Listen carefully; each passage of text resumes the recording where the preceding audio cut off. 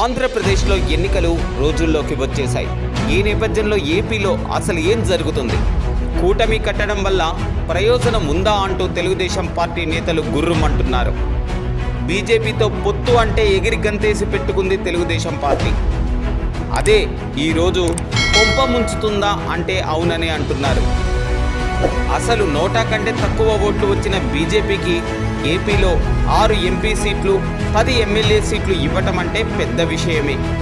అది కూడా జనసేన పార్టీ తమకు సీట్లు తగ్గించుకొని మరీ బీజేపీకి వచ్చేలా చేసింది.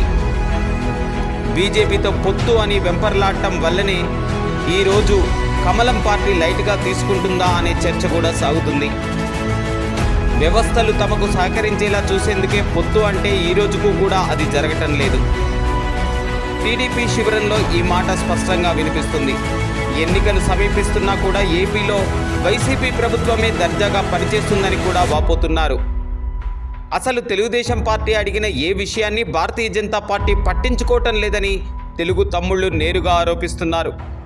ప్రధానంగా జనసేన పార్టీకి చెందిన గాజు గ్లాస్ గుర్తును ఆ పార్టీకి కాకుండా స్వతంత్రులకు కూడా కేటాయించడంపై పలు ఆరోపణలు వినిపిస్తున్నాయి.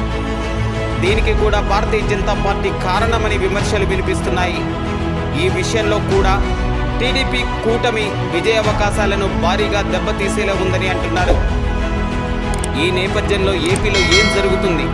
గతంలో అనుకున్న మాదిరిగా తెలుగుదేశం పార్టీ ఆంధ్రప్రదేశ్లో ఎన్ని సీట్లు సాధించగలుగుతుంది అన్నది ప్రశ్నార్థకంగా మారింది. ఇప్పటికైనా బీజేపీ ఏపీ విషయంలో సంచలన నిర్ణయాలు తీసుకుంటేనే తప్ప కూటమిలో ఐక్యత కనిపించటం లేదు.